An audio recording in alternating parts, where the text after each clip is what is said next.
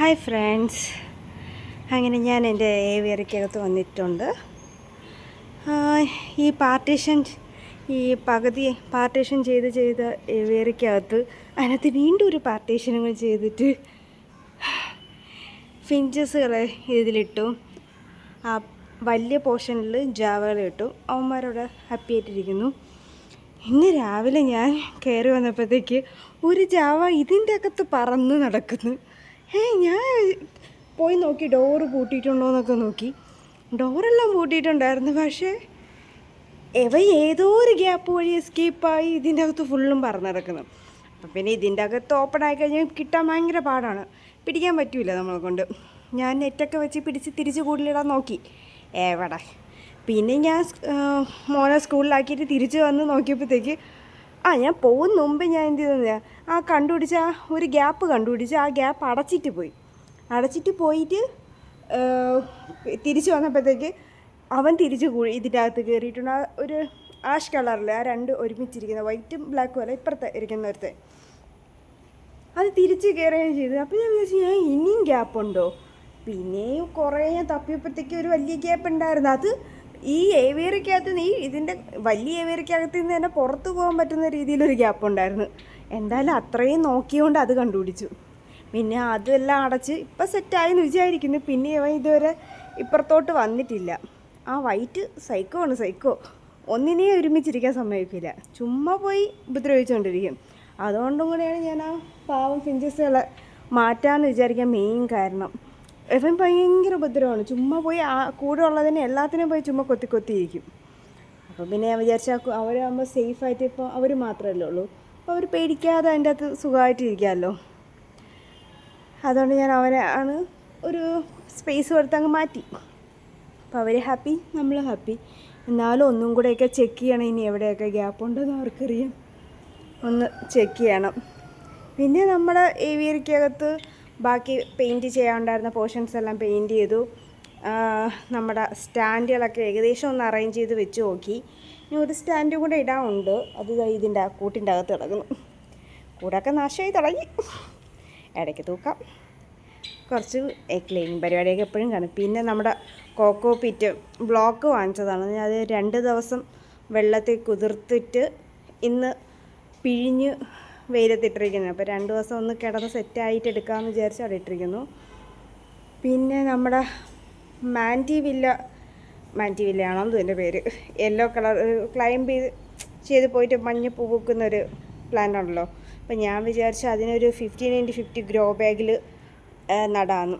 അത് ഈ സപ്പറേഷൻ ചെയ്ത ഈ ഏവിയറിയുടെ 2 സൈഡിലായിട്ട് ഇവിടെ ഒരെണ്ണവും അവിടെ ഒരെണ്ണമായിട്ട് വെച്ച് ഇങ്ങനെ മണ്ടയിൽ കൂടെയൊക്കെ പടർത്താമെന്നുള്ള പ്ലാനിലാണ്. 2 തൈയുണ്ട്, കുറച്ച് നാളായിട്ട് ഇവിടത്തേക്ക് ഞാൻ വാങ്ങിച്ചതാണ്.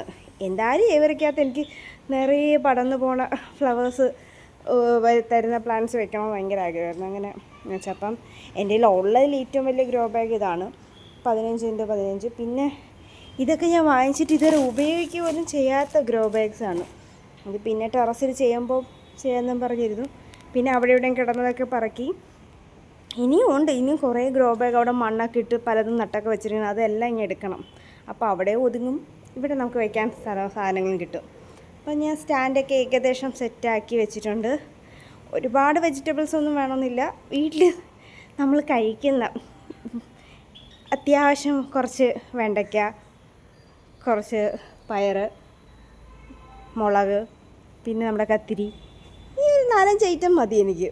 പിന്നെ അതിൻ്റെ എല്ലാ ഇടയിൽ ഓരോ ഗ്രോ ബാഗിൻ്റെ ഇടയിലും ഒരു ഫ്ലവർ പ്ലാന്റും കൂടെ വെച്ച് സെറ്റ് ചെയ്യണം. അടുപ്പിച്ച് ഒരു വെജിറ്റബിൾ അതിൻ്റെ അപ്പുറത്തൊരു ഫ്ലവർ പ്ലാന്റും വെച്ച് സെറ്റ് ചെയ്യണമെന്നാണ് വിചാരിക്കുന്നത്. ഞാൻ പിന്നെ ഈ നമ്മുടെ ഈ ചകിരിച്ചോറ് കിടക്കുന്നത് അങ്ങോട്ട് വേണമെങ്കിൽ 2 സ്റ്റാൻഡ് 2 3 സ്റ്റാൻഡ് ഇട്ട് ഇവിടെ കവർ ചെയ്യാൻ പറ്റും. നമുക്ക് നല്ല വെയിൽ കിട്ടുന്നൊരു ഭാഗവും ഇതാണ്, അപ്പോൾ വേണമെങ്കിൽ ചെയ്യാം. പക്ഷേ എൻ്റെ പ്ലാനിൽ ആ മുകളിലത്തെ 2 സ്റ്റാൻഡിൽ ഊഞ്ഞാലിടണമെന്നുണ്ട് എനിക്ക്. അതുകൊണ്ടാണ് ഞാൻ പിന്നെ അത് ഇട്ടിട്ട് എങ്ങനെയാണെന്ന് നോക്കിയിട്ട് വേണമെങ്കിൽ സ്റ്റാൻഡ് ഇടാമെന്ന് വിചാരിച്ചു. എന്തായാലും ആവശ്യത്തിന് നമുക്ക് സ്റ്റാൻഡ് ഇടാൻ സ്ഥലമുണ്ട്. പിന്നെ ഇവിടെയും കൂടെ ഒരെണ്ണം ഇട്ട് കഴിയുമ്പോൾ ഓക്കെ ആവും, ഇവിടെയും കൂടെ ഒരെണ്ണം വരുമ്പോൾ ഓക്കെ ആവും. ഞാൻ വിചാരിക്കുന്നത് ഈ ഭാഗത്ത് ഡയറക്റ്റ് വെയിലേറ്റിന് ഇവിടെ എനിക്കൊരു ഡ്രാഗൺ ഫ്രൂട്ട് പ്ലാന്റ് ഇരിപ്പുണ്ട്. അപ്പോൾ അതിനെ ഇവിടെ സെറ്റ് ചെയ്തിട്ട് ഇങ്ങോട്ട് പടർത്തി തൂക്കാമെന്നൊക്കെ വിചാരിക്കുന്നു. അതേപോലെ തന്നെ എനിക്കൊരു ഗ്രേപ്പ് പ്ലാന്റും ഉണ്ട്, ഗ്രേപ്സിൻ്റെ ഒരെണ്ണം. അതും 1.5 വർഷമായിട്ട് ഒരു 10 ഇഞ്ച് ചട്ടിക്കകത്ത് കിടന്ന് ശ്വാസം മുട്ടുന്ന ഒരു പ്ലാന്റാണ്. അവനെ കൂടി എങ്ങനെയെങ്കിലും രക്ഷിച്ച് കുറച്ചൊരു വലിയ ഗ്രോ ബാഗ്, ഇന്ത്യയിലിരിക്കുന്ന 15 ഏറ്റവും വലുത്. കുറച്ചും കൂടെ വലുത് കിട്ടിയാൽ അതിലങ്ങ് സെറ്റാക്കി കഴിഞ്ഞാൽ പിന്നെ അവർ വെയിൽ കുറച്ചുള്ള ഭാഗം തൂക്കി അങ്ങ് ഇട്ടാൽ മതിയല്ലോ. അതിനൊക്കെ ഇനി ആളുകൾ വരണം, എന്നാലും സാധനങ്ങളൊക്കെ ഇങ്ങനെ കയറുള്ളൂ. മണ്ണും കാര്യങ്ങളൊക്കെ ഇങ്ങനെ കയറ്റണ്ടേ. 2 പേരുണ്ടെങ്കിലേ കാര്യങ്ങൾ നടക്കത്തുള്ളൂ. ഹസ്ബൻഡ് ഇനി കുറച്ച് ദിവസം കഴിഞ്ഞിട്ട് വരത്തുള്ളൂ. പിന്നെ ഞാൻ എൻ്റെ വീട്ടിൽ പോയപ്പോൾ കുറച്ച് മണി പ്ലാന്റ് എടുത്തുകൊണ്ട് വന്നു. അവരെ 2 പേരെ 2 10 ഇഞ്ച് ചട്ടിക്കകത്ത് നട്ടുവെച്ചു. അവരെ പിന്നെ സെറ്റാക്കിയിട്ട് നടന്നു. അതിൽ വലുത് നോക്കിയാണ് നമ്മൾ ആ ഫിഞ്ചുകളുടെ കൂട്ടിൻ്റെ അകത്താക്കിയത്. അവരവിടെ ഹാപ്പി ആയിട്ടിരിക്കുന്നു. ഇന്നും കൂടെ ഒന്ന് സെറ്റായിട്ട് വേണം കുറച്ചെണ്ണത്തിന് അവിടെ മേടിച്ചിട്ട് അല്ലേ. എല്ലാവരും കുളിയൊക്കെ കഴിഞ്ഞ് തൂവൽ ഒതുക്കുന്ന ഒരു ഇതിലാണ്. തൽക്കാലം അവരുടെ ഫുഡും വെള്ളമൊക്കെ ഇവിടെ വെച്ചിട്ടുണ്ട്. അങ്ങനെ ഈ പരിപാടികൾ മുന്നോട്ട് പോകുന്നു. അറിയില്ല എത്ര സക്സസ് ആവും എന്താവുമെന്ന് ഇനി കണ്ടു തന്നെ അറിയണം. മാക്സിമം പറ്റും പോലെയൊക്കെ ചെയ്യുന്നുണ്ട്. എൻ്റെ ഒരു ഇമാജിനേഷനുള്ളൂ, നമുക്ക് ഇങ്ങനെ വേണം അതൊക്കെ. അതേപോലെ ചെയ്യുന്നു. നമ്മുടെ കോഴിക്കൂടൊക്കെ ഇങ്ങനെ വെറുതെ കിടക്കുന്നു, ആൾക്കാർ വന്നില്ല, നോക്കണം.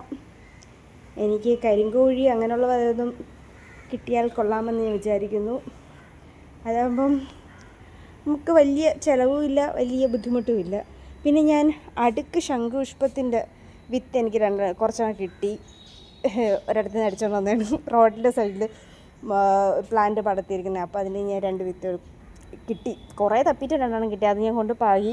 ഞാൻ വിചാരിച്ചു കുറേ ദിവസമായിട്ട് നോക്കിയിട്ട് കിളിക്കുന്നില്ല. അപ്പം ഞാൻ വിചാരിച്ചു അയ്യോ പോയോ, കിളിക്കത്തില്ല. അവസാനം 2 ഇവിടെയും വന്നു. പിന്നെ വേറെ ഏതോ ചട്ടിക്കകത്തും അതാ ഇവിടെയും ഒരുത്തൻ മുളച്ച് വരുന്നുണ്ട്. ഞാൻ ഹാപ്പി. അല്ലെങ്കിൽ എനിക്ക് പടത്തി വിട്ട് പൂ പിടിക്കുന്ന പ്ലാന്റ്സ് എനിക്ക് ഭയങ്കര ഇഷ്ടം. പ്രത്യേകിച്ച് ഈ അടുക്ക് ശംഖുപുഷ്പം ഞാൻ തപ്പി നടന്നതാണ്. പിന്നെ നമ്മുടെ പെറ്റൂണിയ ഒത്തിരിയൊന്നും കിളിച്ചില്ല. സാധാരണ ഞാൻ വിത്തിട്ട് കഴിഞ്ഞാൽ എല്ലാം പൊടിക്കുന്നതാണ്. പക്ഷേ ഇപ്രാവശ്യം അത്ര പോരാ.